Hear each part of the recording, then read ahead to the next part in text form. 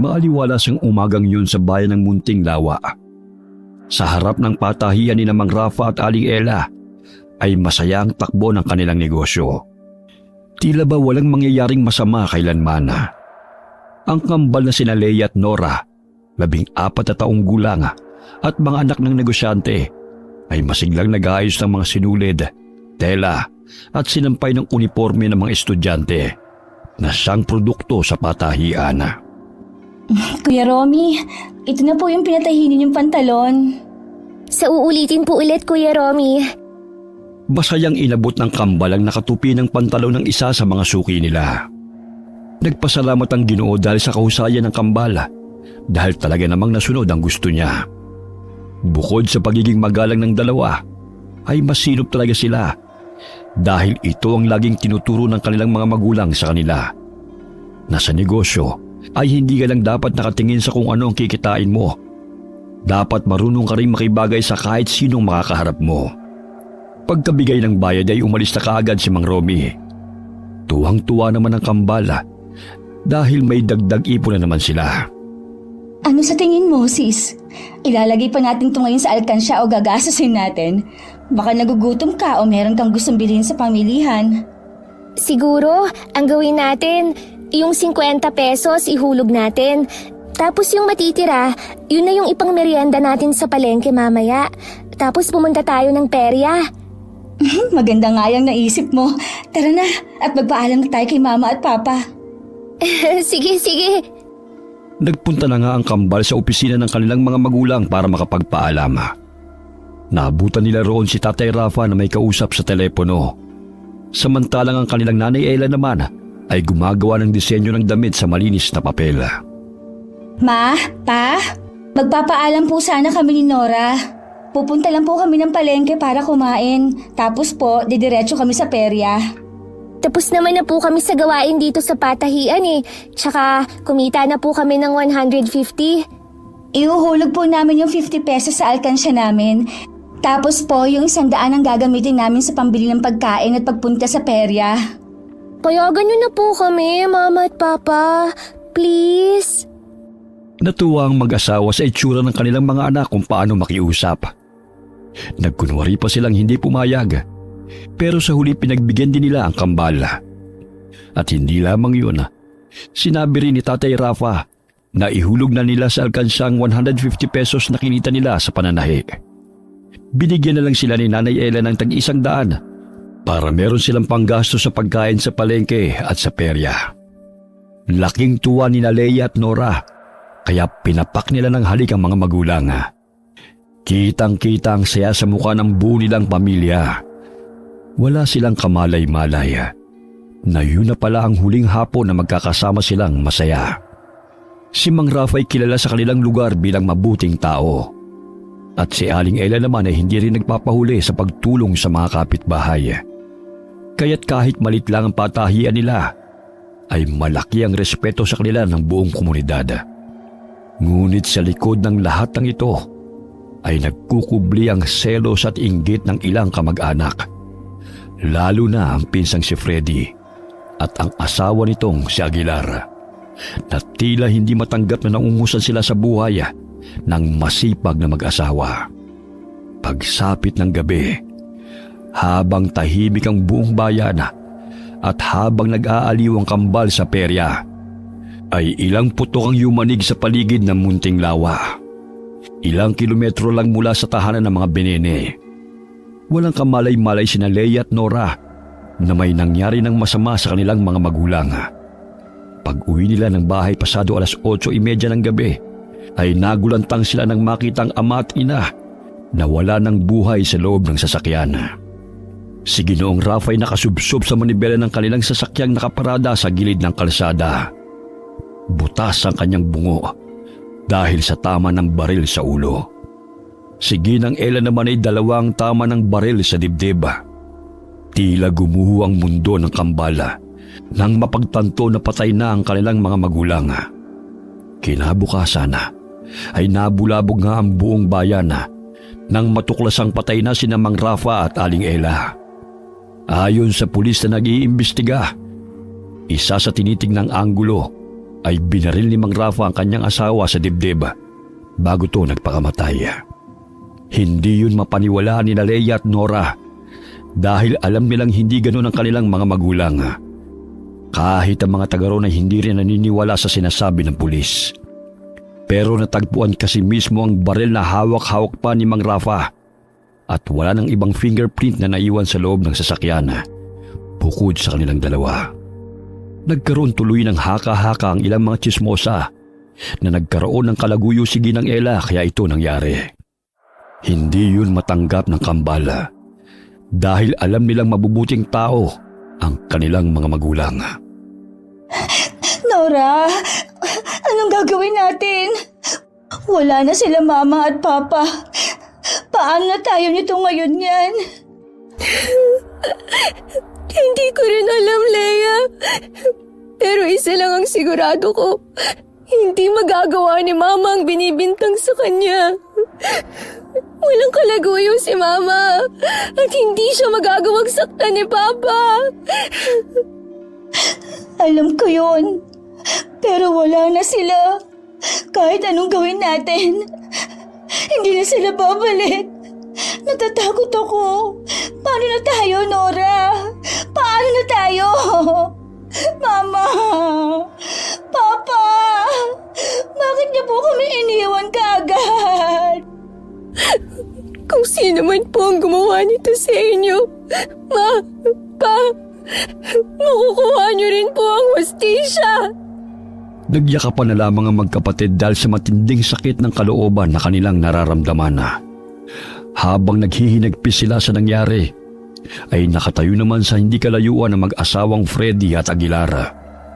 Parehong nagkukunwaring nagluluksa rin, ngunit kapansin-pansin ang bahagyang ngiti sa gilid ng kanilang labi. 3 araw ang lumipas pagkatapos ang masalimuot na insidente. Sa burol ni Mang Rafa at Aling Ella ay tahimik lang si Leia habang yakap ang kambal niyang si Nora. Parehong namumugto ang mga mata nila dahil sa kaiiyak. At pareho pa rin silang hindi makapaniwala sa biglaang pagkawala ng kanilang mga magulang. Tumayo si Nora at inayos ang kandilang natutunaw sa gilid ng kabaong ng mga magulang. Ngayon lang parang nag-sink in sa utak ko na wala na tayong mga magulang, Leia. Kaya nga. Pero nandito pa rin naman tayo para sa isa't isa. At meron pa rin naman tayong mga kamag-anak, di ba? Sina Tio Freddy at Tia Aguilar? Oh, bakit ganyan ang reaksyon ng mukha mo? Parang di mo naman alam ang dahilan. Mabait lang ang mga yun kapag kaharap ang mga magulang natin. Pero kapag nakatalikod na, kung ano-ano ng paninira ang ginagawa nila. Baka nga natutuwa pa sila na wala na sina Mama at Papa. Hindi naman siguro, Nora. Mga kamag-anak pa rin natin sila kahit medyo hindi nga maganda ang mga ugali nila. Pinsang buo ni Papa si Tio Freddy, kaya malamang sila ang mag-aaruga sa atin. Pati sa negosyong naiwan nila Mama at Papa. Basta, wala talaga akong tiwala sa kanila. Hindi ko alam pero iba ang kutob ko rin kay Tio Freddy. Simula nang mahuli siya ni Papa na naglalabas ng sikretong mga tahi. Kung sila ang maghahandle ng tahian, siguradong malulugi lang yun. Wala naman tayong magagawa. 15 years old pa lang tayong pareho. Wala pa tayo sa legal age para mag-handle ng ganung negosyo. Kailangan talaga may guidance ng mga nakatatanda at si Tio Freddy lang naman ang kamag-anak natin. Hindi na umimik si Nora dahil nakita na rin nila mula sa labas ang mga kamag-anak na pinag-uusapan. Ilang saglit pa ay pumasok na nga sa loob ng bahay sina Mang Freddy at Aling Aguilar. Nagmano ang kambal bago naupo ang mga yon malapit sa kanila. Mga anak, kinalulungkot ko nangyari sa pinakamamahal kong pinsan. Nakakabigla talaga to nangyari. Kumusta pala kayong dalawa? Hindi pa rin po okay, Tio. Magiging ayos din ang lahat, mga pamangkin. Kung ano man ang nagawa ng mga magulang nyo, sigurado akong pinagsisisihan nila mga yun. Ano pong ibig niyong sabihin, Tio? Iniisip niyo rin po ba na pinatay ni Papa ang mama ko? At pagkatapos nagpatiwakal din siya? Wala naman akong sinabing ganon, Nora. Ang akin lang, kung may hindi sila Wala pong kabit si Mama. At hindi siya pinatay ni Papa. Hindi nila magagawang saktan ng isa't isa dahil mahal na mahal nila ang isa't isa. May pumatay po sa kanila. Nora, relax ka lang. Huwag mong sigawan sila Tio at Tia. Naudlot sa pagsasalita si Leia dahil nag-walk out na ang kanyang kakambal. Siya na lang tuluyang naiwan doon kaharap ng Tio Freddy at Tia Aguilar niya. Mapapansin sa mukha ng ginang na tila naiinis ito dahil sa inasal ni Nora. Tio, Tia, pasensya na po sa inasal ni Nora. Nasasaktan lang po ng husto yun sa nangyari. Naiintindihan naman namin yon, di ba mahal? Kahit kailan talaga yung si Nora, napakatabil ng bibig. Pasalamat na lang siya at nagluluksa tayo ngayon dahil kung hindi, masasampal ko talaga yan eh. Ikaw naman, hayaan mo na dahil nasasaktan pa yung tao. Naiintindihan ko naman. Salamat po, Tia. Ay, maiwan ko na nga muna kayo dyan at magtitimpla muna ako ng kape ha. Oh, mahal, pag-usapan yun ang dapat pag-usapan. Para alam ng pamangkin mo ang mangyayari pagkatapos ng libing ng pinsan mo. Pagpunta ni Tia Aguilar sa kusina, ay nag-usap na ng masinsinan sina Leia at Tio Freddy. Maraming ipinaliwanag ang Ginoo sa dalagita, lalo na patungkol sa naiwang negosyo ng kanilang mga magulang.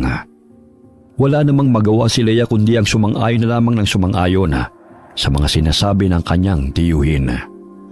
Huwag kayong mag-alala ng kambal mo dahil kami ng Tia Aguilar mo ang bahala sa inyo. Hindi namin nahayaang mapariwara kayong magkapatid. Sisiguruhin naming magiging maayos ang naiwang negosyo ng mga magulang nyo hanggang sa mag-legal age na kayo. Salamat po, Tio. Ay, walang anuman. Tila isang ngiting tagumpay ang umukit sa mukha ng Ginoong sakim. Lingid sa kambal ay hindi kabutihan ng hangarin ng mga kamag-anak nila. Lumipas pa ang mga araw. Pagkaraan ng burol ay dinalang kambal sa malaking bahay ni Namang Freddy at Aling Aguilar. Sa unang linggo'y maayos pa ang pakikitungo ng mga yun sa kanila. Ngunit sa mga sumunod na araw, linggo at buwan ay unti-unti na ngang lumabas ang tunay na kulay ng mag-asawa. Naramdaman na nga ng kambal ang kalupitan ng mga tiyo at tiya nila. Hanggang sa paglipas ng isang taon ay paulit-ulit ang kalupitan sa kanila. Umidad na ng 15 ang kambal, pero tila mas lalo lang silang naghirap. Leia! Nora! Ay, gising na! Alasin ko na! Maglinis na kayo ng buong bakuran bago kayo mag-agahan! Buksan niyo nga tong pinto! Di ba sinabi ko sa inyong walang maglalak dito? Dahil doon ay pinasira nga ng ginang ang doorknob ng kanilang kwarto. At pagkatapos ay saka sila binuhusan ng malamig na tubig. Basang-basa ang kambal nang bumangon sa kanilang kama. Galit na galit naman si Nora na napakuyom na lamang ng kamao at gusto nang lumaban. Pero pinipigil lang ni Leia. Sinabi ko naman sa inyong alas 5 pa lang, dapat gising na kayo. Maglilinis kayo ng bakuran tapos magluluto na agahan. Hindi kayo pwedeng kumain hanggang hindi kami natatapos mag-almusal ng tiyo ninyo. Ano? Oh, bakit ang sama mo kumakatingin ha, Nora? Ha? Bakit? Lalaban ka na, ha? Baka nakakalimutan mong paalamunin ko lang kayo rito. Kung ayaw nyo ng patakaran sa bahay na to, magsilayas na kayo at maging taong kalye. Sorry po, Tia. Bilisan nyo na riyan! Huwag nyo sirain ang araw ko! At huwag nyo rin hintayin ang Tio Freddy nyo pa ang pumunta rito. Dahil makakatikim na naman kayo na sinturon doon. Pagtalikod ng ginang ay susuguri na sana sa ni Nora. Pero humawak kaagad si Leia at sabay silang napaupo sa basang kama. Bakit mo ako pinigilan, ha? Gusto mo bang mapalayas tayong dalawa, ha? Nakita mo ba yung ginawa sa atin? Nung isang gabi, hinagupit tayo ng sinturo ni Tio. Tapos hindi tayo pinakain ng hapunan. Ngayon naman, sinira niya yung kandado ng kwarto natin at binuhusan tayo ng malamig na tubig. Nakatao pa ba yung mga ginagawa nila sa atin, ha?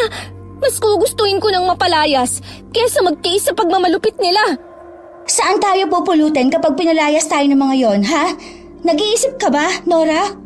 Ikaw ba? Nag-iisip ka ba, ha, Leia? May sarili tayong bahay, Leia. May patahian tayo. May kotse ang mga magulang natin. Babawiin ko ang mga yun. Wala na yung bahay natin. Anong sinabi mo? Wala na nga yung bahay. Pati yung kotse. Paano? Narinig ko sila Tiyo at Tia kagabi. Nalulugi na yung tahian, kaya binenta nila yung bahay sa kakotse. Dahil doon, nabayaran lahat ng utang. At nakakabawi-bawi na ulit yung negosyong iniwan sa atin nila Mama at Papa. Pero wala na tayong bahay. Kaya kung papalayasin tayo rito, magiging taong kalye talaga tayo katulad ng sinabi ni Tia. Ang kapal talaga ng mukha nila. Yung bahay na nga lang yun ang alaala sa atin nila Mama at Papa. Pinenta pa nila. May tahian pa namang natitirahan, Nora. Sa tingin mo ba, ibibigay nila sa atin yun? Mga sakim sila, Leia. Kaya gagawa sila ng paraan para pati yung tahian na yun mapunta sa kanila. Napaiyak na nga ng tuluyan si Leia dahil sa sinabing yun ng kanyang kakambal. Naantala lang sila nang marinig ulit ang sigaw ng kanilang tiyahin na halatang galit na. Marami pang paghihirap ang pinagdaanan ng kambal sa kamay na mapang-abuso nilang tiyo at tiya. Ilang beses silang nakaranas ng pananakit at gutom at kung ano-ano pa. Isang gabi, pagkatapos maghugas ni Nora ng mga pinagkainan nila, nagtungo siya sa likod bahay para magtapon ng mga basura. Naiwan sa loob ng sala si Leia na nag-aayos ng mga kalat doon. Nang malapit na sa basurahan, ay nakita ni Nora ang tiyo at tiya niyang palihim na nag-uusap. Dahil doon ay nagtago siya sa isang sulok at palihim na nakinig sa usapan ng dalawa. Paano ang gagawin natin ngayon yan, ha, Freddy? Narinig mo naman ang sinabi ng abogado na yon. Hindi mapapasa atin ang tahian dahil nakapangalan ito sa kambal. Ay, ang dami ko na inaksay ang pawi sa tahian na yan, ha? Lalo na ngayon na mas nakikilala na ulit. Hindi ako papayag na mapunta sa mga pamangkin mo yan. Masasayang ang pinaghirapan natin. Ano gagawin natin ngayon, ha? Dapat makaisip ka na ng paraan. Tama. Kailangan makaisip ng paraan habang wala pa sila sa tamang edad para mabawi ang tahian. Hindi na dapat magtagal pa ang mga batang yan dito.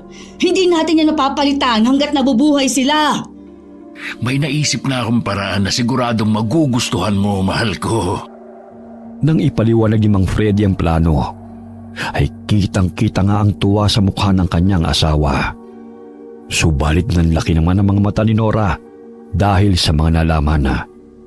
Napalunok siya sa takot sapagkat hindi niya lubos maisip na makakaisip ng ganong kasama ang kanyang tiyuhin para lamang mawala silang magkapatid sa landas na mga ito. Nanginig ang buong katawan ni Nora dahil alam niyang kapahamakan ang naghihintay sa kanila ni Leia. Kailangang malaman kaagad to ni Leia. Pabalik na sana sa loob ng bahay para sabihin sa kakambal ang nalaman na. Pero nauna na siya ng mga sakim na tiyo at tiya sa sala. Tinawag silang dalawa at doon na nga naghayag ang Ginoo. Nagdesisyon na kami ng Tia Aguilar nyo. Bukas na bukas din ay sasama namin kayo at magbabakasyon tayo doon ng 3 araw. Talaga po, Tiyo? Oo naman. Naisip namin na masyado na kayong nakukulong rito sa bahay. Kaya dapat naman na mag-enjoy din tayo. Lalo na kayo. Alam kong kahit 1 taon na rin ang pangyayari, masakit pa rin sa inyo ang pagkamatay ng mga magulang nyo. Dahil anibersaryo na nila sa Makalawa, magbabakasyon tayo. At pag-uwi, dadalaw tayo sa puntod nila. Salamat po, Tiyo. Nora, narinig mo ba ang sinabi nila Tiyo Freddy at Tia Aguilar? Ang saya, di ba? Bakit parang hindi ka masaya, Nora? Po, hindi naman po sa ganun. Parang lugi ka pa, Nora, ha? Kung ayaw mong sumama, edi magpaiwan ka rito. Pero hindi ka namin bibigyan ng panggastos mo dito at bahala ka sa buhay mo na magutom. Napatango na lamang si Nora. Kahit ang totoo, ayaw niyang sumama sila ni Leia. Pagkatapos ng pag-uusap nila, ay excited na nag-ayos ng mga gamit ang kakambal niya. Pero binasag niya yun sa pamamagitan ng pagsasabi ng kanyang mga narinig. Hindi naniwala si Leia at naging dahilan pa ito ng alitan nilang magkapatid. Napabuntong hininga na lamang si Nora nang makitang umiiyak na naman ang kanyang kakambal. Bakit ba ayaw mong maniwala sa mga sinasabi ko, Leia? Galit ka lang sa kanila kaya nag-iimbento ka. Hindi nga ako sabi nag-iimbento! Bakit nagagalit ka na naman ba ha? Gusto ko lang naman na maglibang kahit ng ilang araw Sa dami ng paghihirap na dinaranas natin dito. Kahit isang araw lang, Nora. Gusto ko ng kapayapaan. Pero iba ang pinaplano nila. Sana naman maintindihan mo yun. Wala na akong paki sa mga plano ng tiyo at tiya natin, Nora. Ang gusto ko lang, makaalis dito. Diba? Yun din naman ang gusto mo. Ang ibig mong sabihin, sasamantalahin natin ang pagkakataong yun para makaalis sa poder nila. Oo. Pero paano ang patahian na iniwan sa atin nila mama at papa? Hindi pa natin yun babawiin? Bahala na sila. Gusto ko na lang na makapagsimula ng bagong buhay. Kapag nakaligtas tayo sa kanila, lumayo na tayo. Magsimula tayo ng bagong buhay, Nora. Makakaya natin yun dahil magkasama tayong dalawa. Lumapit si Nora sa kakambala sa katuniyakap ng mahigpit at sabay silang napaiyak. Nagkasundo sila sa iisang layunin na takasan ng masalimuot nilang buhay sa ilalin ng tiyo at tiya. Pagkatapos mag-ayos ng mga gamit, ay sabay silang nagdasal at nanghingi ng gabay mula sa Panginoon. Kalaunan ay nakatulog din sila nang magkatabi at magkayakap. Kinabukasan ay maagang bumiyahe ang apat. Puno ng katahimikan ang loob ng van na para silang nilalamon. Magkahawak lamang ng kamay ang kambala habang parehong kinakabahan sa kung anong maaaring mangyari. Matapos ang halos 5 oras na biyahe, huminto ang sasakyan sa isang gilid ng kakahuyan. Dito na nagsimulang magbago ang ihip ng hangin. Nagkatinginan ng magkapatid dahil alam na nila ang mangyayari. Pero nagpanggap silang walang alam para hindi mahalata. Dito na po ba tayo? Akala ko po ba sa resort tayo, Tiyo? Nasa gitna po tayo ng kakahuyan Nagpasya kami ng Tia Aguilar mo na magbakasyon naman tayo sa tahimik na lugar. Ay, bumaba na kayo at maglalakad tayo papasok ng kakahuyan. Nandun kasi sa dulo yung bahay bakasyonan na inupahan namin. Nanahimik na si Nora at napatingin na lamang sa kanyang kapatid.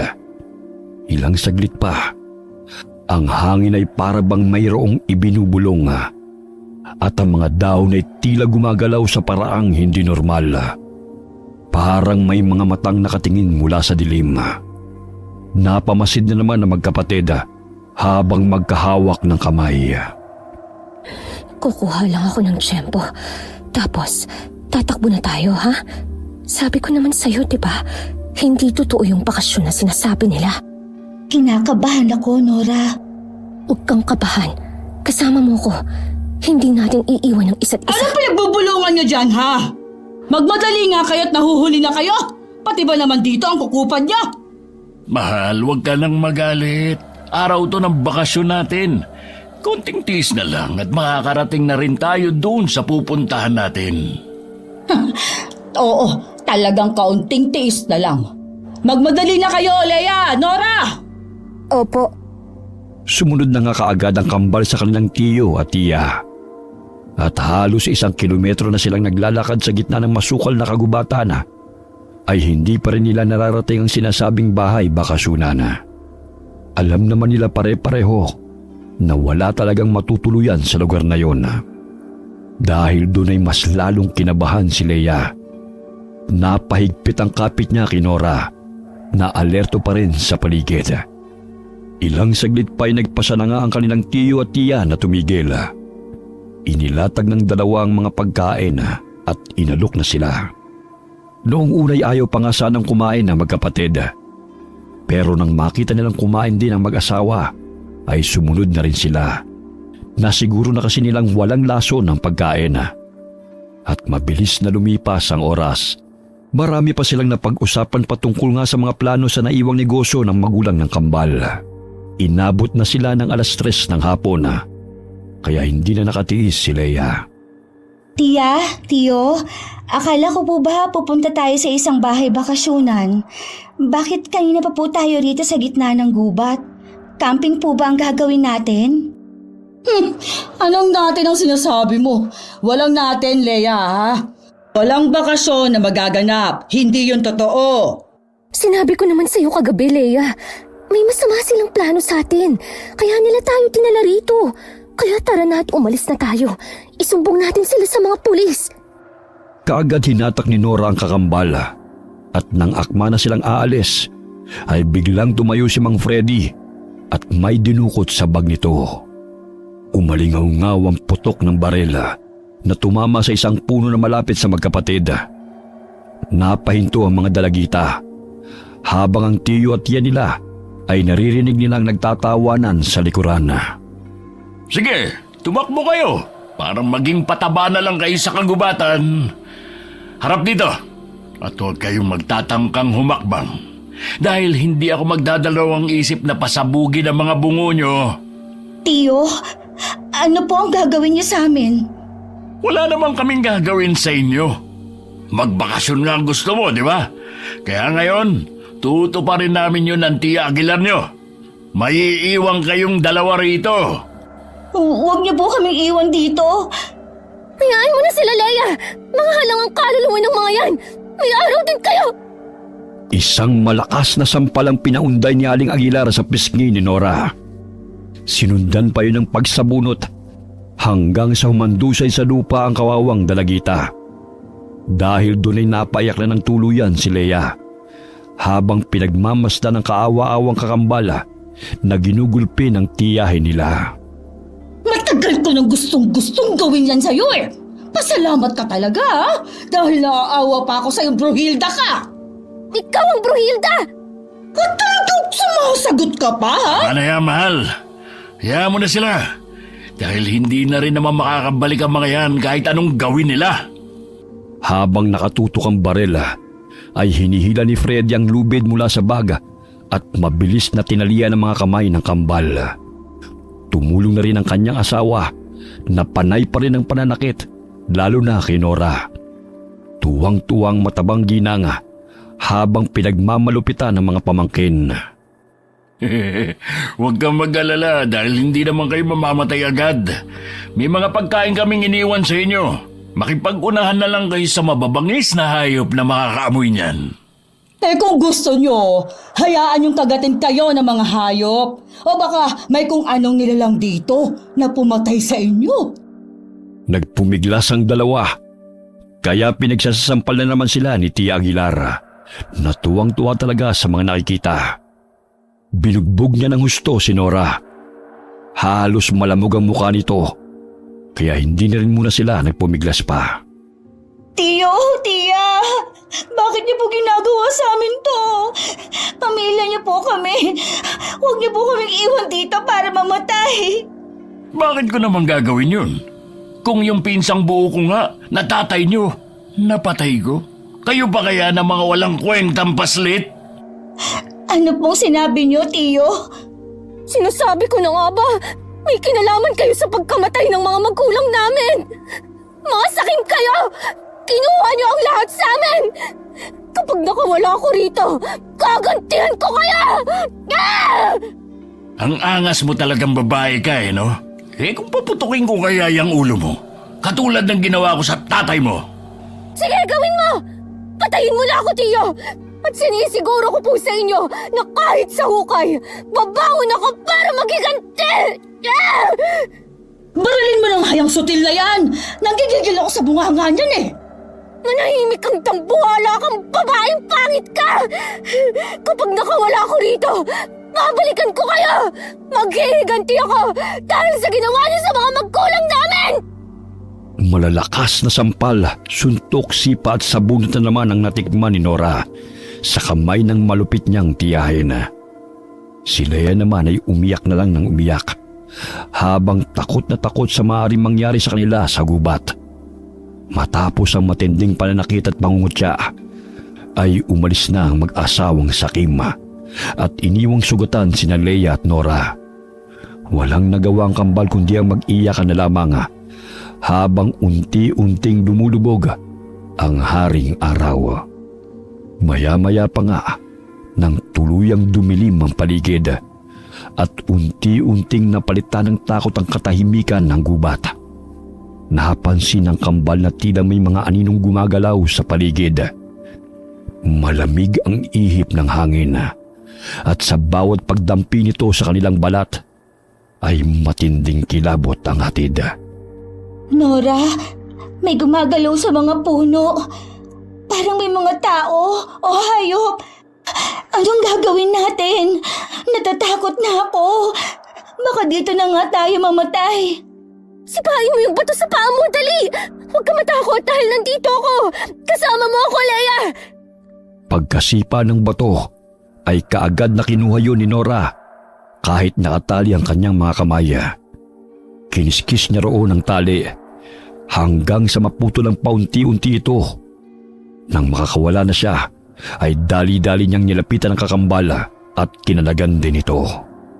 Yumakap si Leia sa kanya ng maigpit habang umiyak sa pinaghalong takot at lungkot.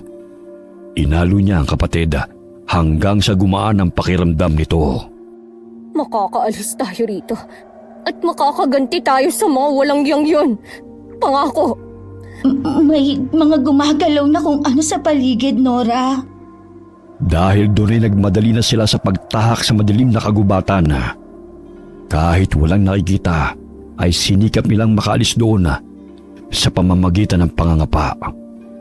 Ramdam pa rin ang kakaibang mabigat na presensya sa paligid at ang mga hindi pangkaraniwang nilalang na tila nagmamasid sa kanilang mga kilos. Hanggang sa biglang may bumagsak sa harapan nila na isang nilalang na kalahating tao at kalahating hayop. Mabalahibo ito at may mapupulang mga mata. Pero hindi lamang yun ang dumating dahil may dalaw pang sumulpot na pawang may mahabang dilang nilalang na walang mga ilong. Lumulutang ang mga mata at parang suso sa dagat ang anyo. Sa sobrang pagkagulat ay hindi nakagalaw ang kambal at hindi rin nila nagawang makasigaw. Sumiksik lamang sila sa isang sulok habang tila papunta sa kinaroroonan nila ang nakakatakot na nilalang. Nora, anong klaseng halimaw yan? Hindi ko rin alam, Leia. Diyos ko po, anong klaseng kupat to? Mamamatay na talaga tayo, Nora. Hindi na tayo makakabalik sa atin. Natatakot ako. Natatakot ako. Okay lang yan, Leia. Kasama mo ko, kapatid ko. Hindi kita iiwan kahit anong mangyari sa atin. Hawakan mo ng mahigpit ang kamay ko. Sabay na pumikit ang kambal habang magkayakap at magkahawak ang mga kamay ng mahigpit. At takot na nilang tinanggap na hanggang dito na lamang ang kanilang kapalaran. Subalit sa halip na lapain sina Leia at Nora ng mga nakakatakot na mga nilalang, ay nagpalakad-lakad ang mga ito paikot sa kanila. Napadilat na lamang sila dahil sa ingay na gawa ng mga yabag ng mga halimaw. At pagkatapos noon ay binalot na sila ng itim na usok. Napuno ang paligid ng bulong na wikang hindi nila maintindihan. Sinundan pa yun ang nakapangingilabot na tinig ng mga engkanto. Mga batang inalipusta at mga kaluluwang hindi na makita ang liwanag. Kayo ay tumapak sa aming kabundukan na walang kapahintulutan. Maniwala po kayo sa amin. Hindi po namin intensyon na mapunta sa lugar na to. Huwag niyo po kami sasaktan. Mga batang inalipusta at mga kaluluwang hindi na makita ang liwanag. Anong ginagawa niyo rito sa aming kabundukan? Kalapastanganan ng pagpasok dito ng walang kapahintulutan. Niligaw po kami rito ng mga sakim naming tiyo at tiya. Wala po kaming kasalanan. Kung meron mang may kasalanan ay sila yun. Kaya sa kanila po kayo magalit. Huwag po sa amin. Mga batang inalipusta at mga kaluluwang hindi na makita ang liwanag.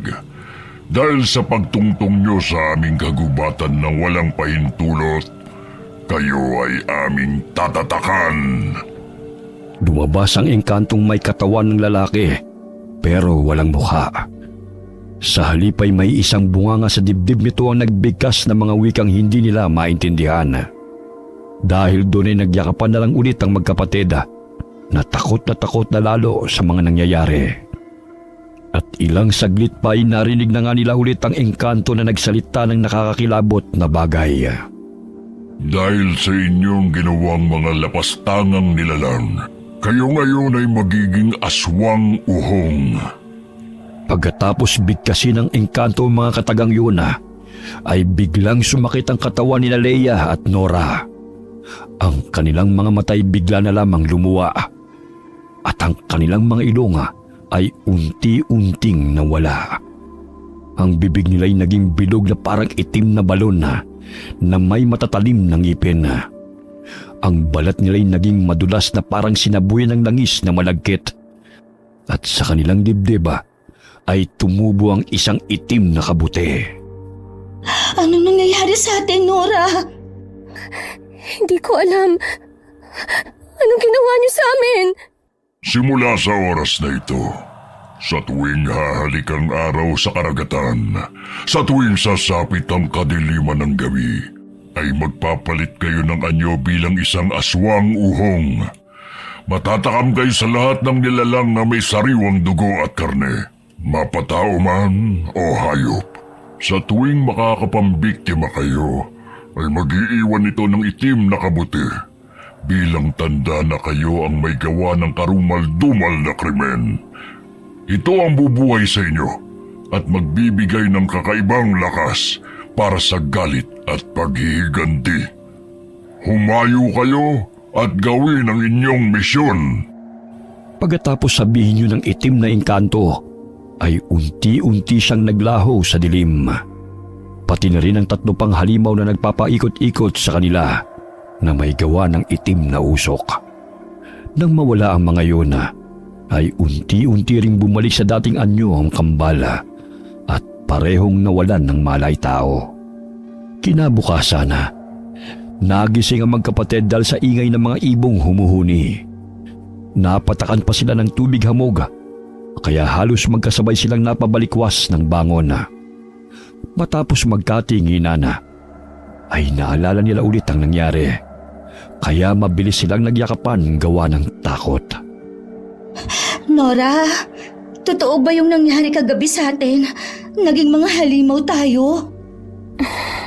Malamang panaginip lang yun. Hindi yun panaginip, Nora. Tingnan mo yung palibot natin. Ang daming itim na kabuti. Muli silang nagkatinginan at sabay na naalala ang sinabi ng itim na engkantong nakainkwentro nila kagabi. Simula sa oras na ito, sa tuwing hahalik ang araw sa karagatan, sa tuwing sasapit ang kadiliman ng gabi, ay magpapalit kayo ng anyo bilang isang aswang uhong. Matatakam kayo sa lahat ng nilalang na may sariwang dugo at karne, mapatao man o hayop. Sa tuwing makakapambiktima kayo, ay mag-iiwan ito ng itim na kabuti. Bilang tanda na kayo ang may gawa ng karumal-dumal na krimen.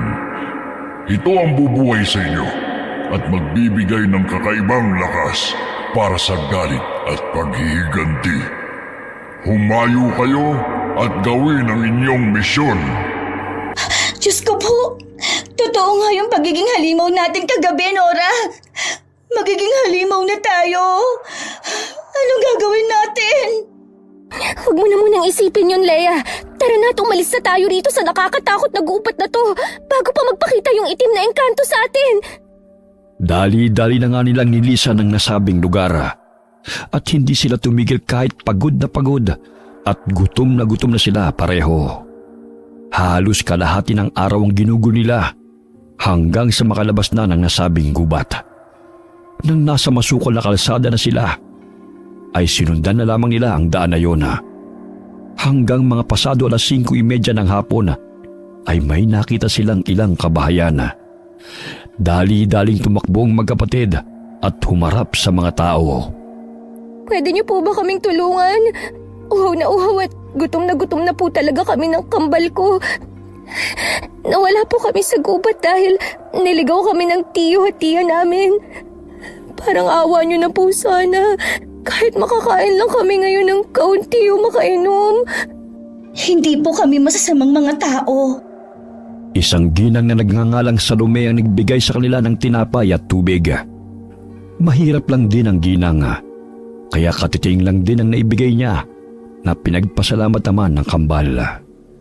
Matapos pansamantalang naibsan ang gutom na nararamdaman, ay lubos silang nagpasalamat sa ginang.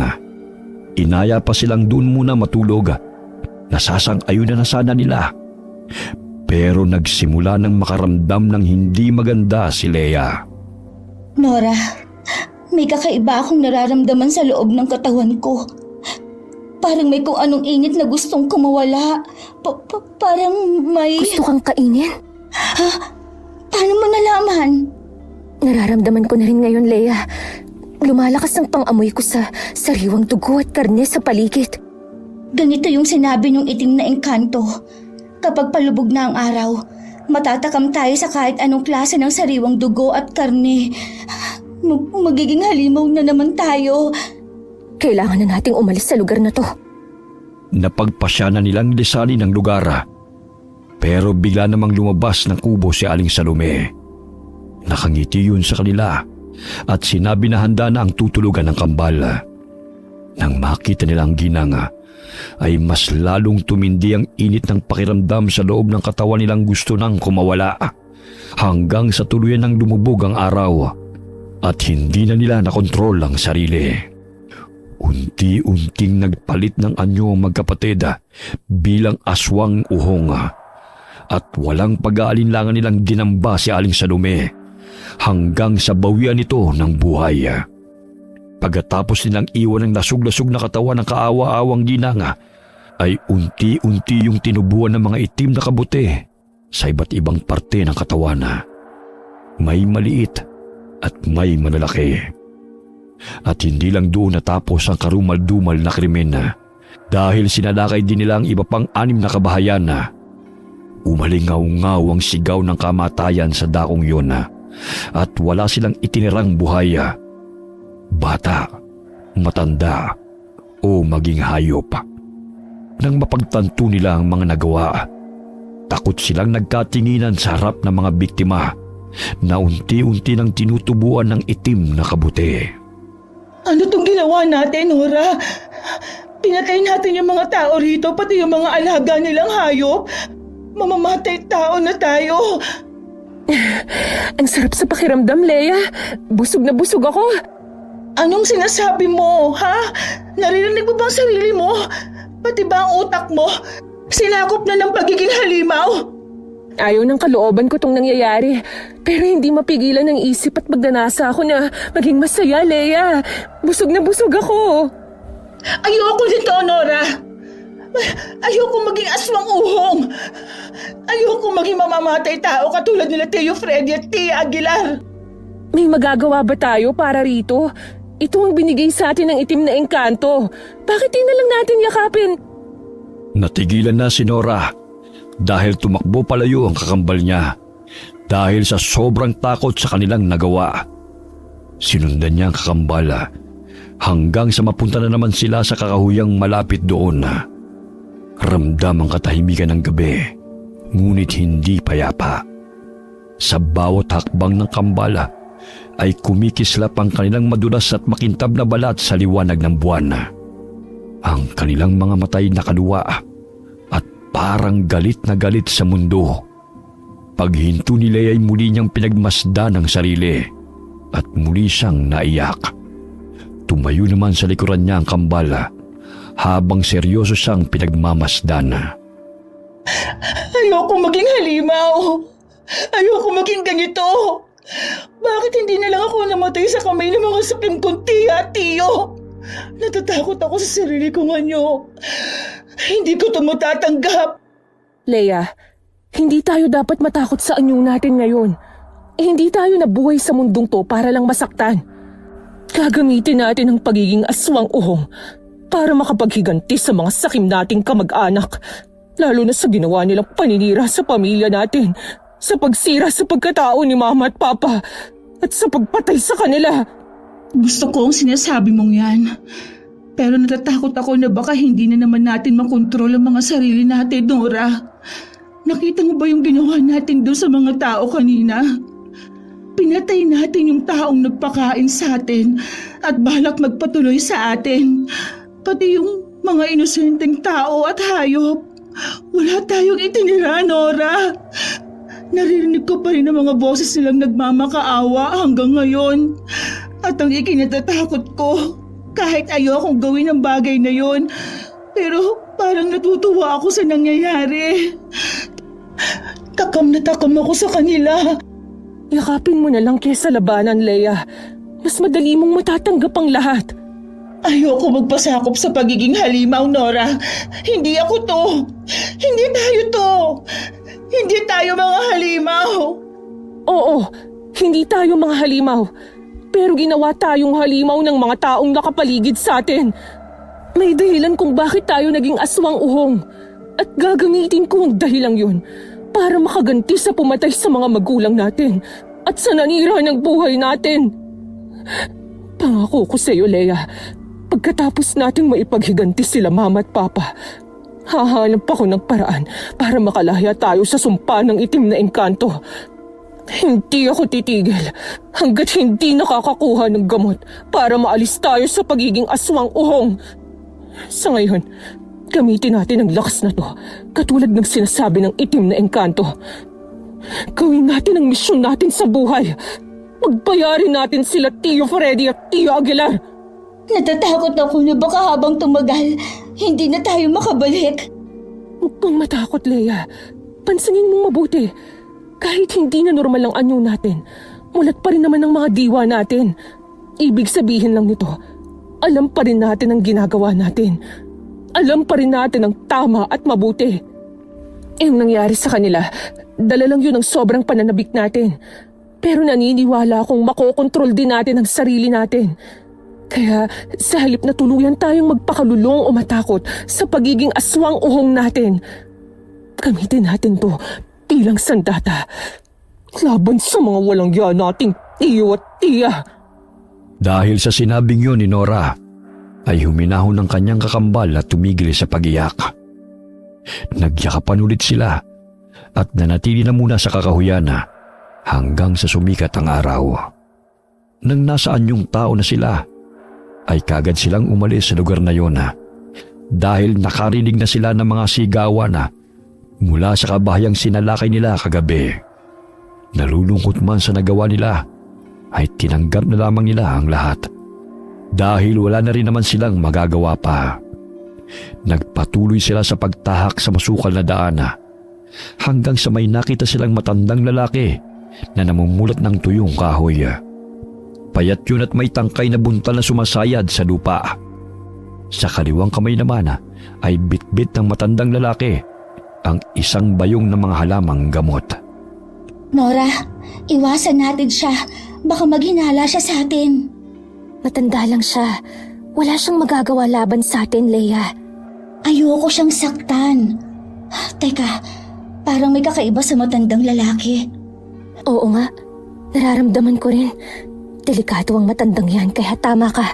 Dapat umiwas tayo sa kanya bago pa siya may gawin sa atin.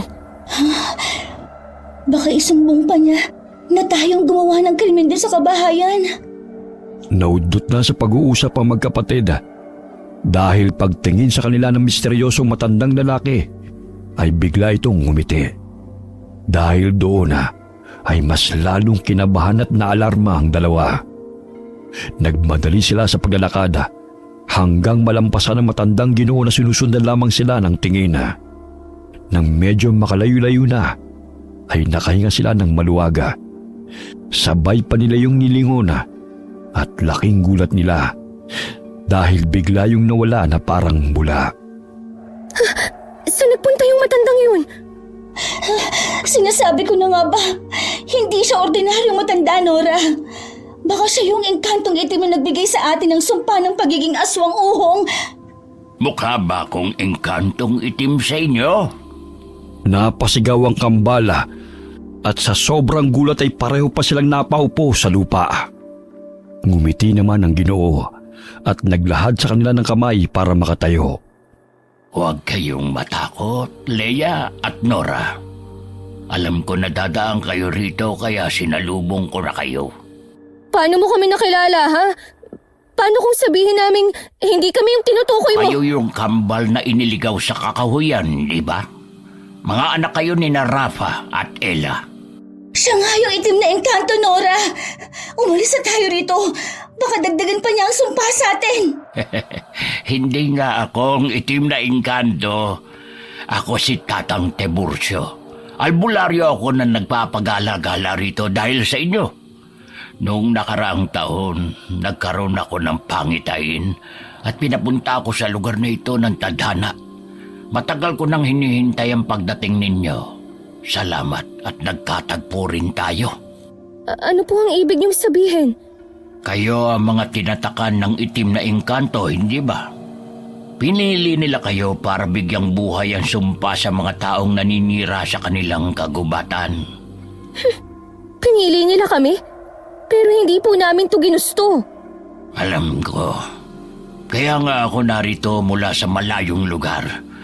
Matagal na kayong pinakita sa pangitain ko, katulad nga ng sinabi ko. Noong nakaraang taon pa. Matutulungan niyo po ba kaming makalaya sa sumpa?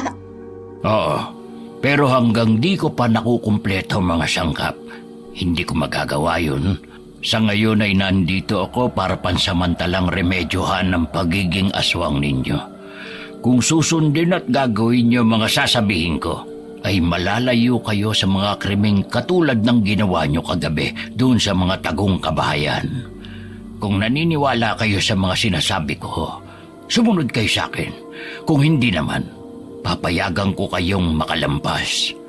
Hindi ko kayo pipigilan sa gusto niyong gawin. Pero pinaaalalahanan ko na kayo na magiging mapanganib ang gagawin niyong paghihiganti. Nagkatinginan sina Leia at Nora at matagal na nag-isip kung sasang-ayon ba sa sinasabi ni Tatang Tiburcio. Pero sa huli nagkasundo rin ang kambal dahil wala naman daw mawawala sa kanila kung sasama sa matandang estrangherong nagsasabi na siya'y albularyo. Tama ang naging desisyon niyo, kambal. Alam kong gusto niyo ng katarungan sa lahat ng nangyayari ngayon sa inyong buhay.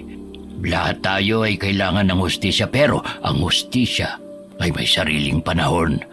At kailangan nating hintayin ang pagdating nito sa tamang oras. Makalipas ang higit 3 oras, sa pangunguna ni Tatang Tiburcio ay nagtungo sila sa isang abandonadong kamalig sa paanan ng bundok. Doon niya tinuruan ng kambal kung paano kontrolin ang kanilang mga bagong anyo. Sa tuwing sasapit ang gabi ay magsisimula kayong maging aswang.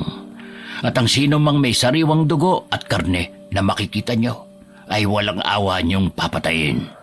Ano pong gagawin namin para makontrol ang pagbabago namin ng anyo, Tatang? Ikinalulungkot kong sabihin pero hindi nyo makokontrol ang pagbabagong anyo.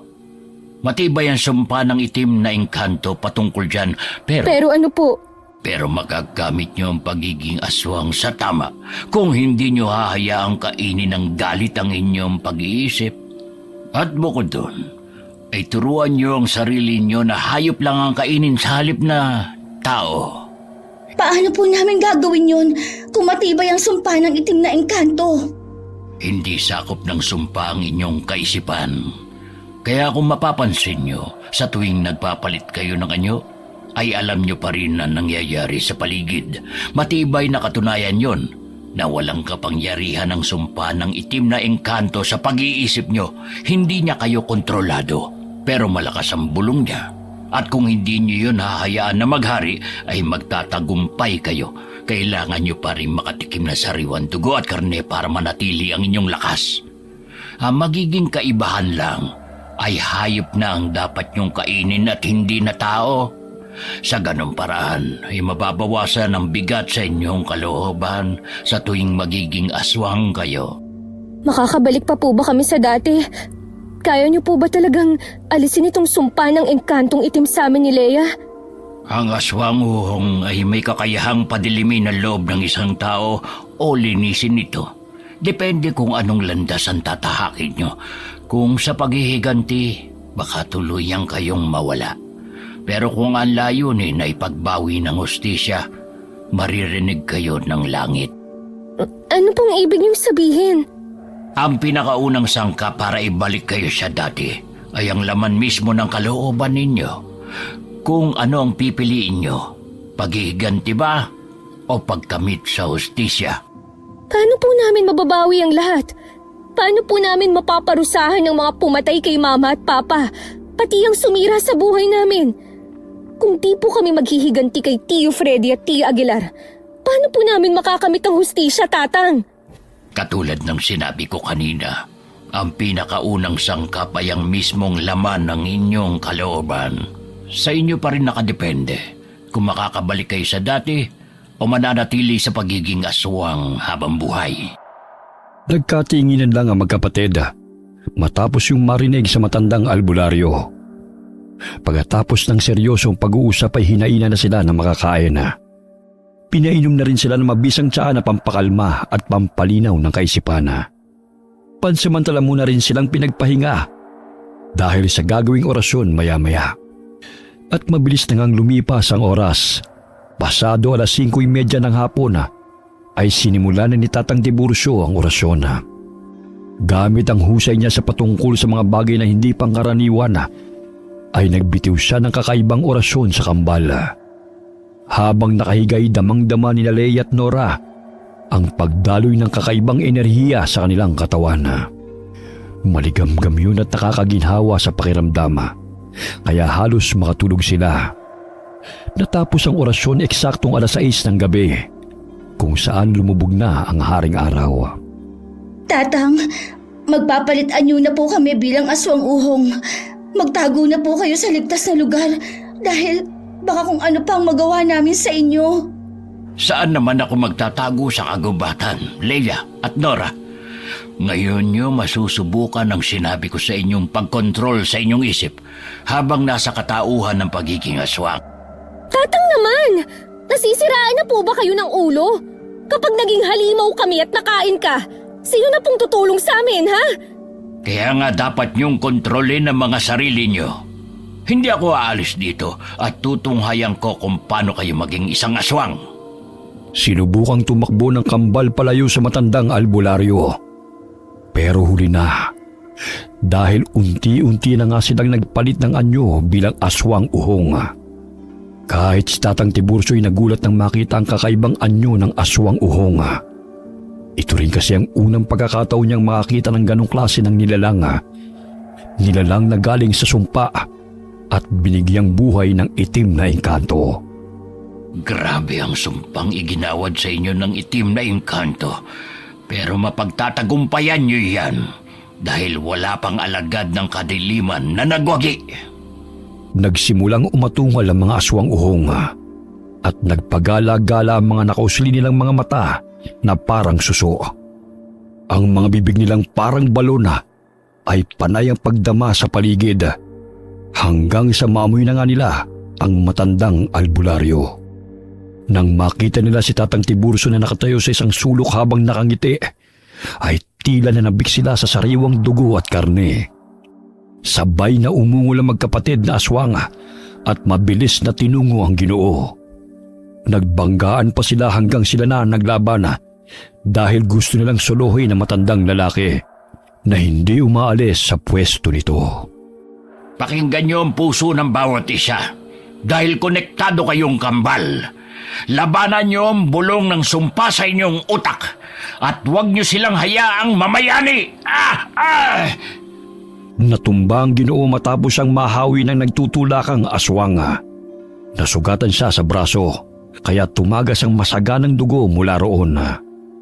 Ilang saglit pa ay may maliit na kabuting itim na tumubo sa nasugatan niyang braso. At nang kumalat ang dugo, ay lalong nagwala ang aswang dahil sa pagkatakam. Sabay ang mga yun na lumundag kay Tatang Tiburcio. Pero bago pa sa lantakan ay tumigil din ang dalawa. Nora! Tumigil ka! Si Tatang Tiburcio yan! Kapag pinatay mo siya, wala nang tutulong sa atin. Hindi na natin makakamit ang totoong hustisya para kay Mama at Papa. Nagugutom na ako! Isang malakas na suntok ang ginawa ni Nora sa kanyang sarili hanggang sa matumba siya. Tatang! Tulungan niyo po kaming makamit ang hustisya para kay Mama at Papa! Gusto ko pong mapagbayaran nila Tio Freddy at Tio Aguilar ang mga ginawa nila. Ang pagpatay sa magulang namin. Ang pagkuha sa lahat ng ari-arian namin. Ang pananakit, pangalipusta, at pagtatangka sa buhay namin ni Leia. Dapat po mapagbayaran nila ang mga yan. Mangyayari ang mga yun, Leia at Nora. Mabibigyan sila ng hustisya at mababawi niyo lahat ng nawala sa inyo, maging ang inyong mga katauhan. Sa ngayon, kailangan niyo muna ng sapat na lakas. Isinama sila ni Tatang Tiburcio sa likuran ng tinutuluyan nila at kinuha roon ng matandang Ginoo ang natutulog na baboy ramo. Ito ang pinakain niya sa magkapatid. Matapos lantakan ni Leia at Nora ang nasabing hayop, ay napunan na ang gutom nila. Tinubuan ng mga itim na kabuti ang iba't ibang bahagi ng katawan ng kaawa-awang baboy ramo. At kinuha ni Tatang Tiburcio ang mga kabuting ito. Sa tulong ng mga ito, ay makakalaya kayong dalawa sa sumpa ng itim na engkanto. Maraming salamat po talaga, Tatang. Huwag mo na kayong magpasalamat sa akin dahil hindi ko pa nagagawa ang pangontra. Magpapasalamat pa rin po kami dahil napakalaki na po ng itinulong niyo sa amin, Tatang. Maraming salamat po talaga. Salamat din sa pagtitiwala niyo sa akin. Napayak na lamang ang dalawang aswang uhong habang nakatingin sa kaawa-awang baboy ramo na lasog-lasog na ang katawan. Pagkatapos ng mga pangyayaring yun, ay unti-unti na ngang nakontrol ng kambal ang kanilang mga sarili. Hindi na sila nahihirapan sa tuwing nagpapalit ng anyong aswang uhong. Gabi-gabi naghahanap sila ng kahit anong hayop sa gubat at ito ang nilalantakan nila. At pagsapit ng umagay saka lamang sila bumabalik sa tahanan ni Tatang Tiburcio. Ang ginagawa naman ng matandang albularyo ay kinukuha niya mga naiwang itim na kabuti. Ito ay para magamit sa paggawa ng pangontra sa sumpa ng itim na engkanto. Makalipas ang 2 linggo, ay nagsagawa ng ikalawang orasyon ng matandang lalaki. Dahil doon ay mas lalong nakaramdam ng pag-asa ang kambal.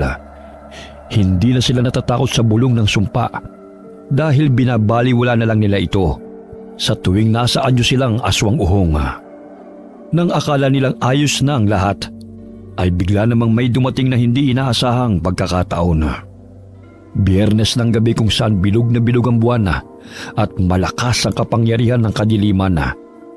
Habang nasa kakahuyan ng kambal at naghahanap ng malalapang hayop, si Tatang Tiburcio naman ay ipinagpapatuloy ang paggawa ng espesyal na gamot. Walang ano-ano'y biglang dumating ang isang grupo ng mga ngaso na naghahanap ng matutuluyan. Wala silang alam sa mga nilalang sa gubat, pero may narinig daw silang kwento tungkol sa 2 halimaw doon na pumapatay sa mga hayop na tinatarget din nila. Tinanong si Tatang Tiburcio ni Sulimana na pinuno ng mga ngaso patungkol sa kumakalat na balita. Ang sabi pa'y marahil yun din daw ang pumatay sa mga tao sa mga bahayan nung nakaraan. Katakataka nga raw na tinubuan ng mga itim na kabuti ang mga biktima sa lugar na yon. Pasensya na pero sa tagal ko na sa gubat na ito, wala akong nakikitang mabangis na hayop. Tila hindi kumbinsido si Suleiman at ang kanyang grupo sa sagot ng matandang albularyo, kaya hindi kagad sila umalis doon. Mula naman sa di kalayuan, habang nilalantakan ni Leia at Nora ang hayop na nabiktima nila, ay naramdaman nila ang panganib. Nora, naririnig mo ba at nararamdaman ng mga yon? May ibang tao sa bahay ni Tatang Tiburcio, bukod sa kanya. Naaamoy ko nga ang mga sariwang dugo at karne nila. Siyam na katao sila ron. Bumalik na tayo. Nararamdaman kong nanganganib si Tatang sa kanila. Tama ka. Humanda silang lahat kapag sinaktan nila si Tatang Tiburcio. Dali-dali nilang binitiwan ng isang kabayong wala na ring buhay. Pag-alis nila roon ay tinubuan kagad yun ng mga itim na kabuti. Nang nasa labas na sila ng bahay, ay napansin nilang may 4 na katao sa labas na may mga hawak na barel. Maingat na nagtago ang kambal para hindi sila maramdaman hanggang sa napatingin sila sa bintana. Doon nga'y nakita nilang sinasaktan ni Suliman si Tatang Tiburcio at pinaamin patungkol sa sinasabing mabangis na hayop. Pagkakita roon ni Nora ay kaagad na nanlisik ang mga mata niyang nakaluwa. Kitang-kita ang galit sa kanyang muka dahil naalala na naman niya kung paano sila inalipusta ni Tio Freddy at Tia Aguilar. Nora, huwag kang tutuloy. Mas lalo lang malalagay sa alanganin si Tatang. Maiwan ka rito kung gusto mo, Nora. Pero hindi na ako papahayag na may masaktan pa ang mga taong mahilig mang-api sa mahihina. Wala nang nagawa si Lea dahil dali-daling lumabas sa pinagkukublihan si Nora. Nang makita siya ng 4 na taong nasa labas ng bahay, ay ganun na lamang ang gulat at takot ng mga ito. Sa unang pagkakataon kasi, ay nakakita sila ng isang halimaw na parang suso ang pagmumukha. Sumalakay ang dalagitang aswang at sa taranta ng isang lalaki ay natumbas at nakalabit niya ang gatilyo ng barel na tumama sa dalawa niyang kasamahan. Nagulat ang mga tao sa loob, lalo na nang pumasok ang isa pang lalaki at nagsisisigaw na may halimaw sa labas. Hindi na nga nag-aksaya ng oras si Nora. Sinalakay ang lalaking nadama na babarilin sana siya. Nang lalantakan niya na ito, ay pinigilan niya ang sarili. Kaya sa halip na kainin ay pinatulog na lamang niya ito ng suntok. Lumabas na rin si Lea sa pinagtataguan nito at sumunod sa kambal niyang pumasok na sa loob. Pagdating nila roon, ay takot na nakakubli si Suliman kay Tatang Tiburcio habang nakatutok dito ang sandata. Tinutukan naman sila ng baril ng 5 lalaking naroon. Bitiwan niyo si Tatang at umalis na kayo sa lugar na to! Pinapangako ko sa inyo na walang masasaktan! Sa halip na makinig, ay lalo lamang nilang tinutukan ng baril sa noo ang matandang albularyo. Kaya mas lalong naudyukan si Nora na gumawa ng hindi maganda. Ayaw niyo talagang makinig, ha? Nora, maghunos dili ka! Anong maghunos dili? Papatayin na nila si Tatang Tiburcio at hindi ko nahahayaang may mamatay pang mahalagang tao sa buhay ko! Mapag-uusapan pa natin. Nagpaputok na ng baril ang isang takot na lalaki, kaya galit na sumalakay si Nora sa kanila. Ganun na rin ang ginawa ni Lea. Nang gabing yun, ay hindi na napigil ni Nora ang sarili. Dumanak ang dugo sa loob ng bahay ni Tatang Tiburcio. Napatay ang 7 lalaking mga aso. May butas ang tiyan, may bali ang leeg, may naputol ang mga braso at ulo, at may nahati ang katawan. At nang pupuntiryahin na ni Nora si Sulimana, ay tinulak nito ang matandang lalaki at dali-daling tumakbo. Sumunod pa ang dalagitang aswang sa labas, pero nakita niya na nagising ang isa pang lalaki na pinatulog niya kanina. Tumabi ka sa daanan! Walang kaabog-abog niyang sinuntok ang tiyan ng lalaki at tumagos ang kamay niya sa likuran nito. Hindi pa siya nakontento. Dahil gamit ang malabalon niyang bibig, ay nilamon niya ng buo ang ulo ng nasabing lalaki. Nagtalsikan ng mga dugo at nangisay yun hanggang silumagpak sa sahig. Dahil doon ay parang nakaramdam ng kakaibang sensasyon si Nora matapos muling makatikim ng sariwang dugo at karne ng tao. Ang sarap sa pakiramdam. Mas masarap talaga ang lasa ng tao kesa sa hayop. Nagugutom pa ako. Kaya humanda kang lalaki kang pinuno ng mga ngaso na tumakas. Hindi ka na makakaalis sa gubat na to ng buhay!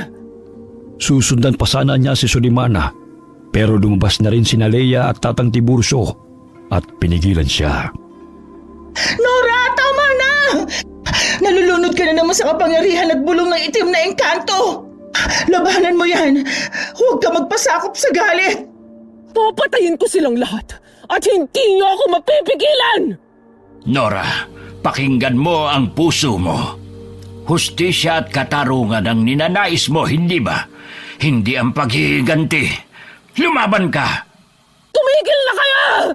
Ah! Dahil doon ay gumamit na si Tatang Tiburcio ng isang orasyon at mahiwagang likido na nasa garapon. Isinaboy niya yun sa nagwawalang aswang uhong na kaagad nakatulog. Ano pong ginawa niyo kay Nora? Pinatulog ko lang siya.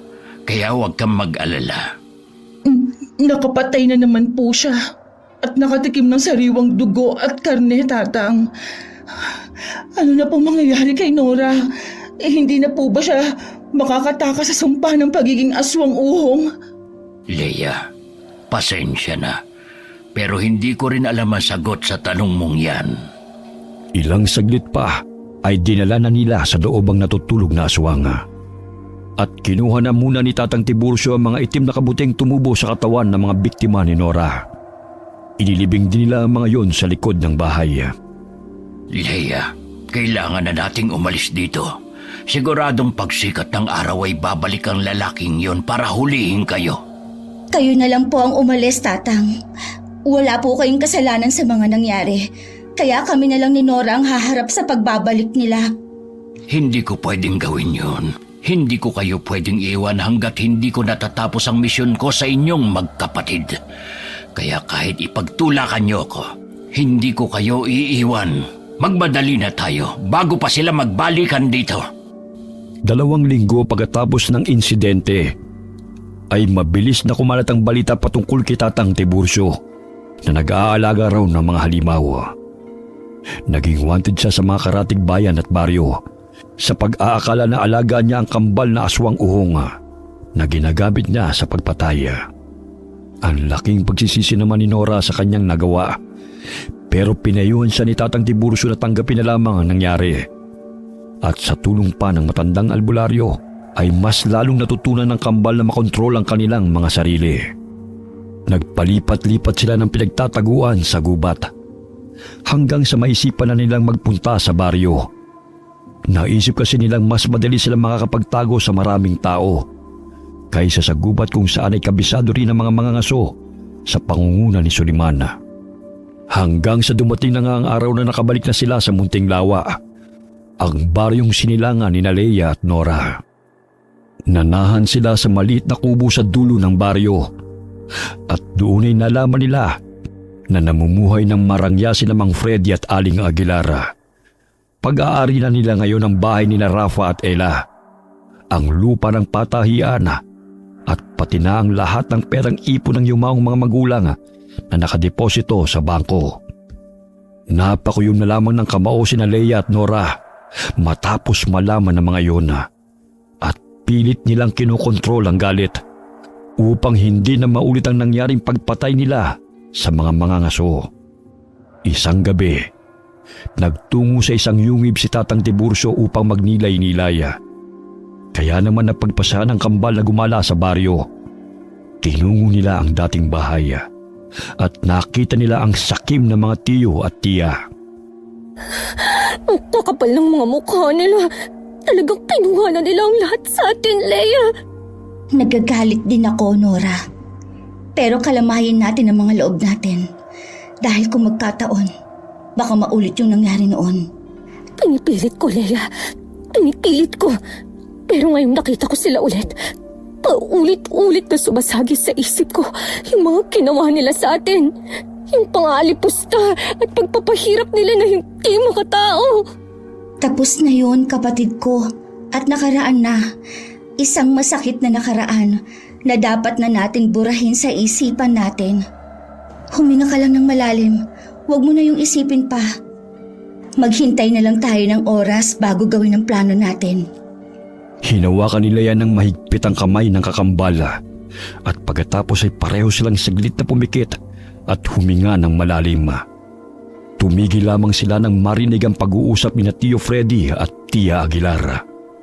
Nakakakilabot ang balita sa gubat, Freddy. Mahal, sabi ng ilang mga ngaso, may isang matandang araw na nag-aalaga ng mga halimaw. Ang pagkakadescribe pa nga parang suso ang ulo tapos malagkit daw. Sinalaka yung 9 na mga ngaso at isa lang ang nakatakas sa kanila. Imbento lang yun ng mga mangangaso para wala silang maging kahati sa gubat. Mag-iimbento ba ng gano'n si Suliman? Siya nga yung mga ngasong natirang buhay. At yung mga kasama niya naiwan dun sa gubat. Nung bumalik nga raw sila, nakalibing na yung mga yon.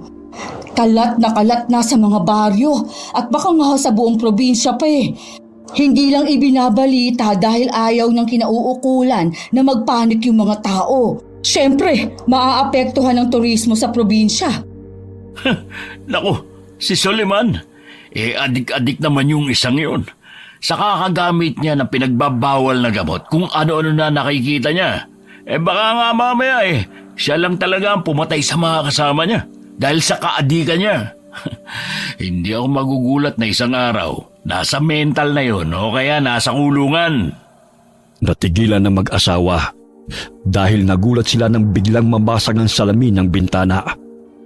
May tumama kasi roon at nang tignan nila ay isang patay na pusa na may nakatubong itim na kabute sa iba't ibang parte ng katawan.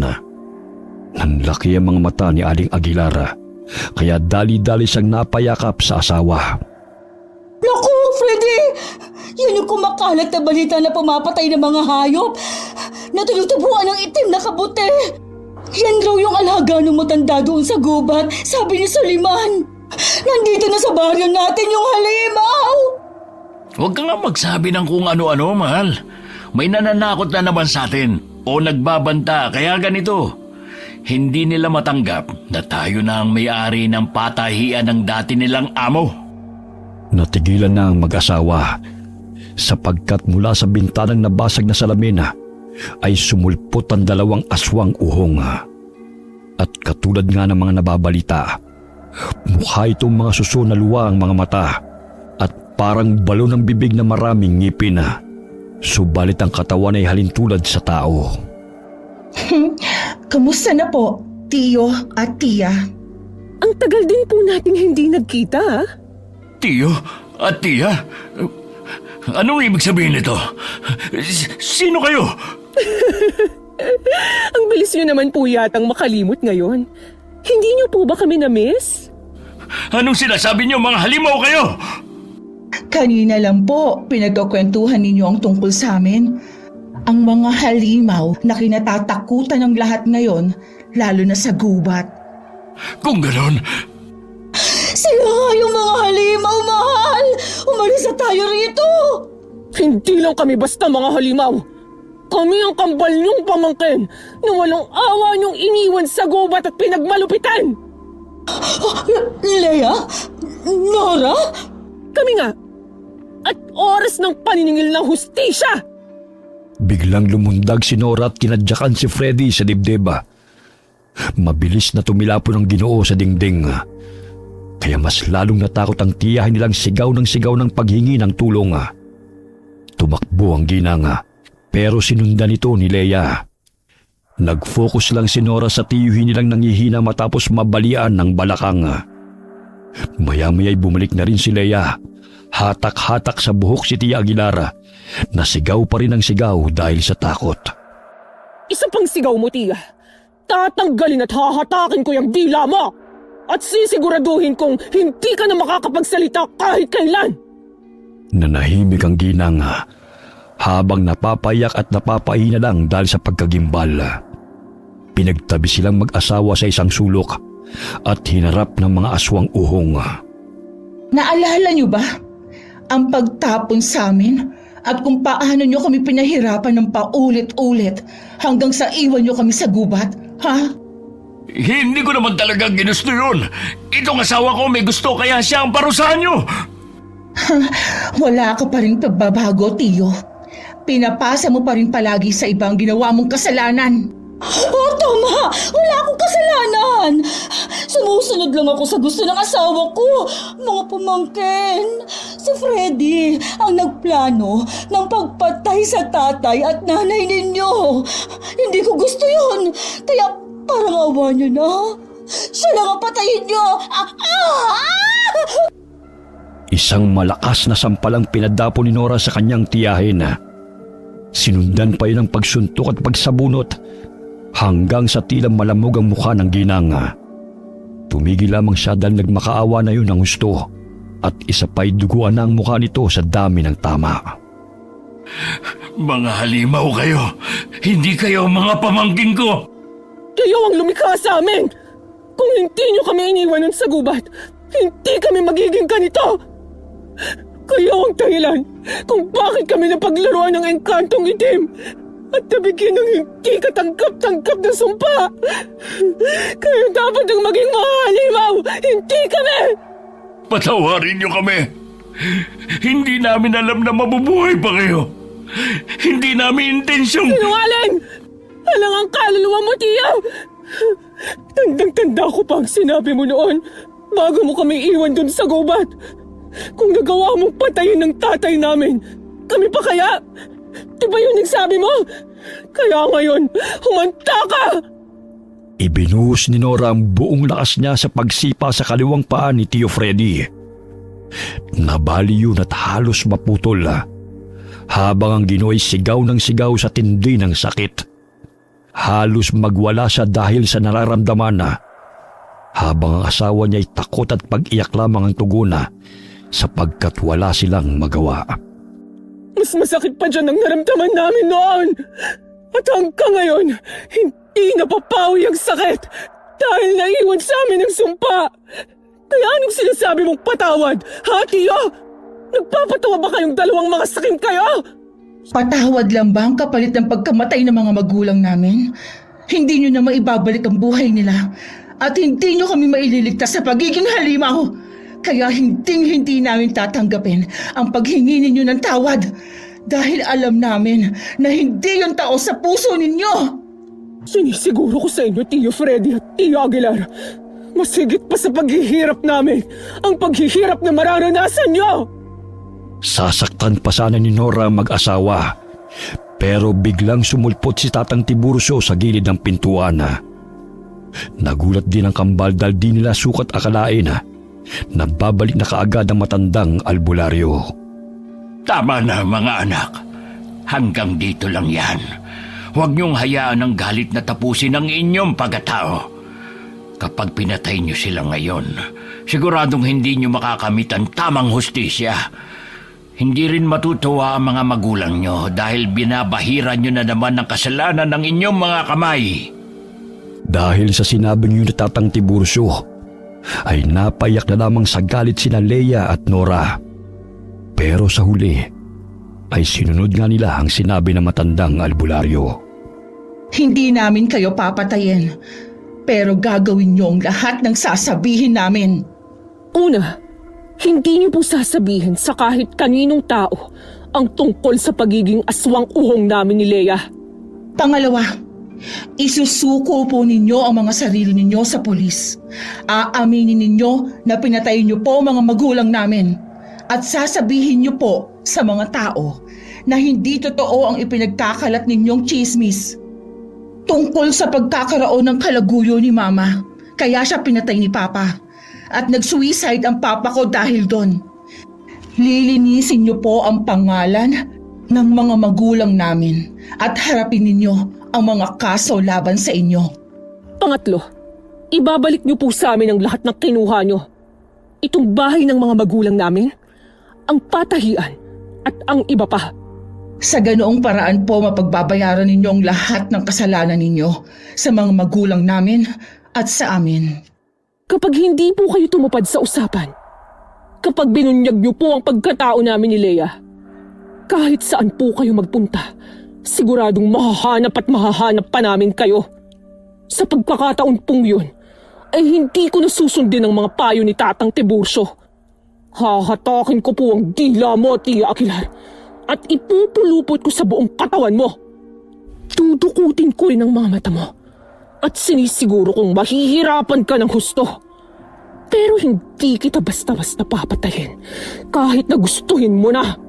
Ikaw naman po, Tio Freddy.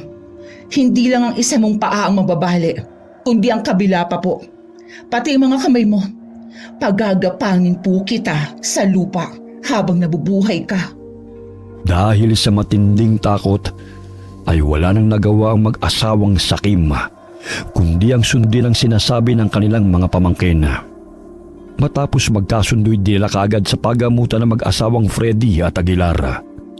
Gabi-gabi silang binabantay ng kambal na aswang uhong upang siguruhin na tutupad sila sa usapan. Nang magamot na sila, ay siniguro ng kambal na isusuko ng dalawa ang mga sarili sa pulis. Umamin nga ang mag-asawa sa kanilang pagkakasala. Kaya nahatulan sila ng habang buhay na pagkakabilanggo. Makalipas pa ang ilang linggo, ay tuluyan na ngang nakabalik sa kanilang bahay sina Leia at Nora. Sinama na rin nila si Tatang Tiburcio, na hanggang ngayon ay pinaghahanap pa rin ng mga kinauukulan dahil sa maling bintanga. Pasado 5:00 ng hapon, isang buwan matapos makulong sina Tio Freddy at Tia Aguilar, ay kagagaling lang ng kambal sa tahian. Tumireso kaagad sila sa basement ng bahay, kung saan ay naabutan nila roon si Tatang Tiburcio na patuloy pa rin sa pagbuo ng gamot na pangontra. Kumusta ang negosyong patahian? Ayos naman po, Tatang. Ang galing nga po ni Aling Adel eh. Sa bagay po, gamay na gamay naman niya ang tahian. Kaya siya na rin muna ang pinahawak namin habang wala pa kami sa edad na 18. 2 taon na lang ang hihintayin nyo, kaya kaunting tiis na lang. Kaya nga po eh. Oh, Nora, bakit natatahimik ka dyan? May problema ba? Wala naman po. Napapaisip lang po ako at medyo malungkot. Bakit ka naman nalulungkot? Napakulong naman na ang Tio Freddy at Tia Aguilar nyo, ha? Iniisip mo pa rin ba na ilagay sa kamay mo ang batas, ha? Hindi po yun ang iniisip ko. Ang nasa isip ko po ngayon, kami ni Leia ay malaya na. Pero kayo po, Tatang, nandito pa rin at nagtatago sa basement dahil sa amin. Kundi po dahil sa amin, lalo na sa akin. Sana po ay malaya ka na rin nagagawa ang gusto mo ngayon. Hindi ka na pinaghahanap ng mga kinauukulan at pinagbibintangan na masamang albularyo na nag-aalaga ng mga halimaw na pumatay sa ilang mga inosenteng tao. Kabilang na po yung nabiktima namin ni Leia, pati po yung mga mangangaso. Nako, huwag mong pakaisipin yun, Nora. Mas ayos na rin sa akin ang ganito dahil makakafocus ako sa paggawa ng pangontrang gamot para makabalik kayo sa dati.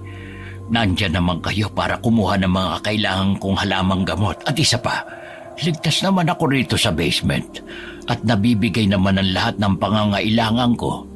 Pero nakakakonsensya pa rin po na imbis na kami, kayo po tuloy ang tinutugis ng grupo ni Suliman, pati ng kinauukulan.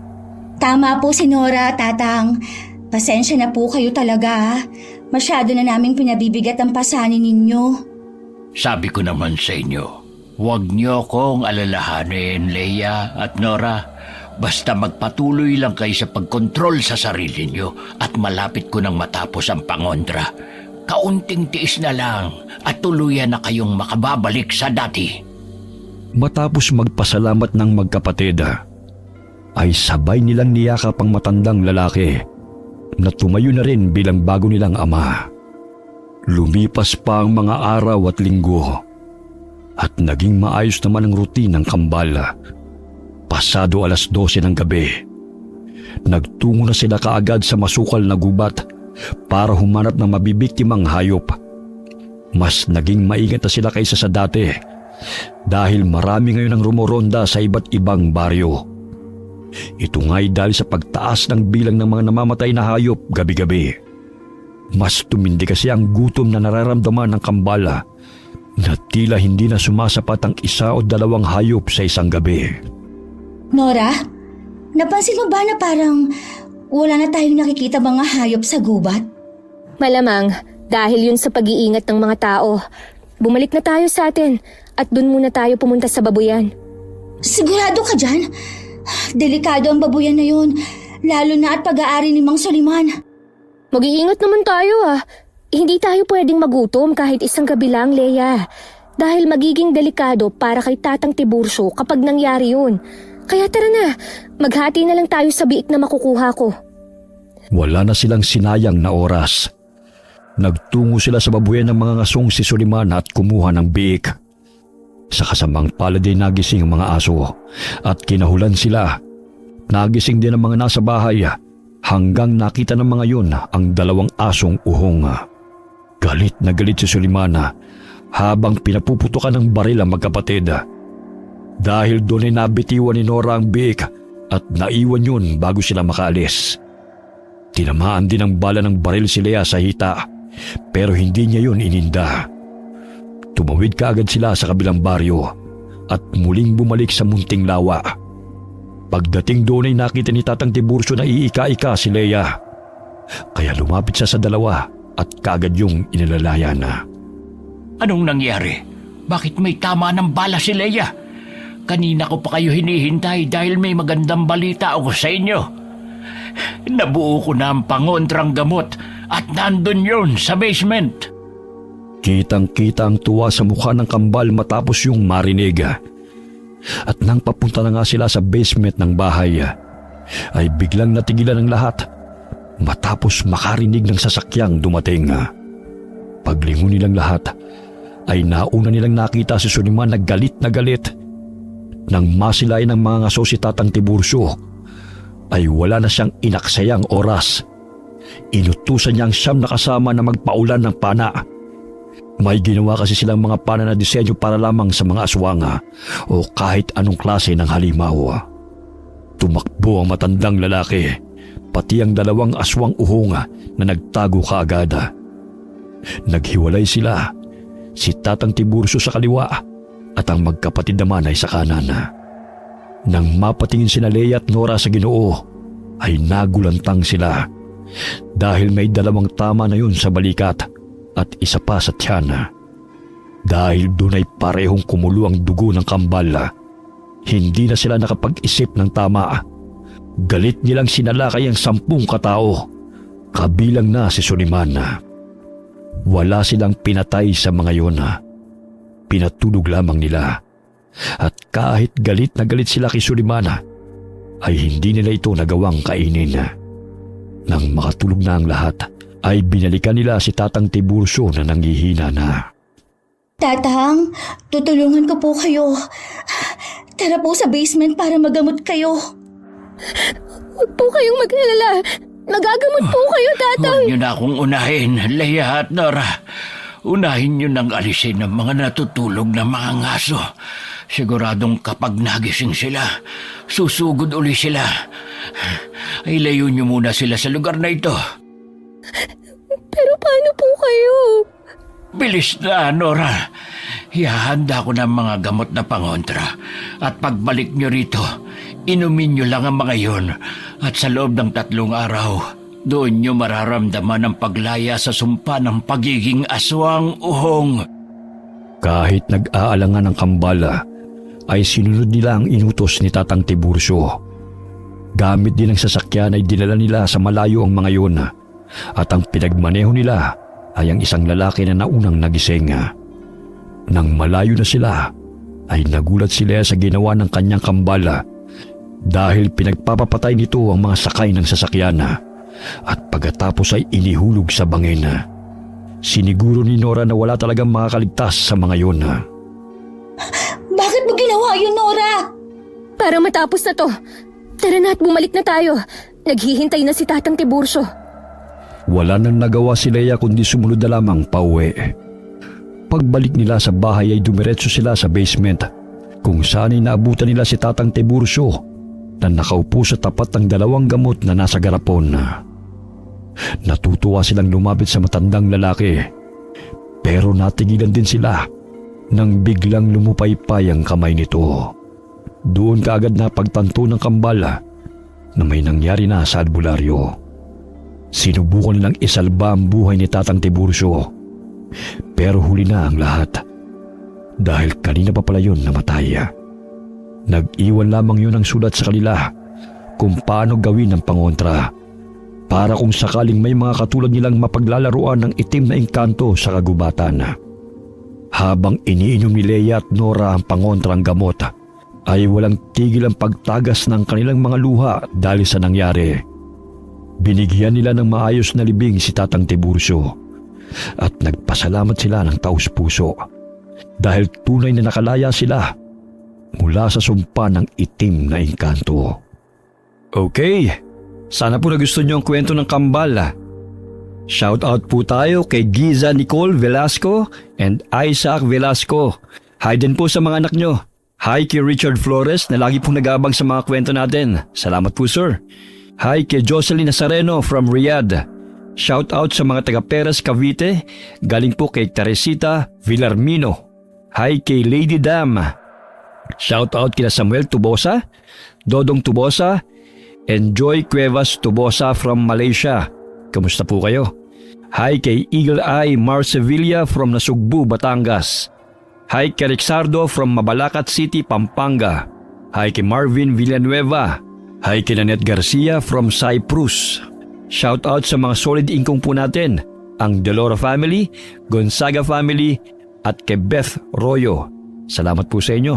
Shout out kina John Paul at Tricia na nasa Europe. Love you both, sabi po ni Mama Ami Yong.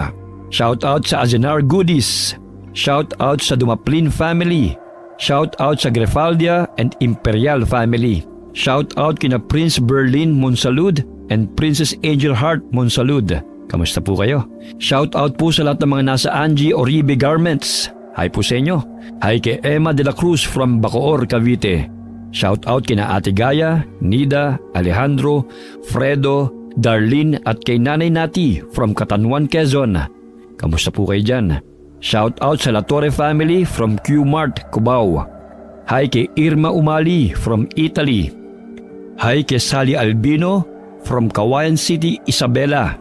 Shout out sa Team San Miguel, kay Ginea, Johan, JB, Sam, Apple, Eliza, Aldrin at Hannah. Kamusta po kayo? Alright, remind ko lang po sa mga nagre-request ng shoutout, palinaw lang po ng mga pangalan. Tsaka pasensya na po kung hindi ko nababati ang lahat. Kasi sa dami po na nagre-request, hindi po talaga kayang lahat eh. Pero babatiin pa rin po namin kayong mga hindi nabati sa mga susunod na upload po namin. Sana po huwag kayong magtatampo. Maraming salamat po sa inyo and God bless us all.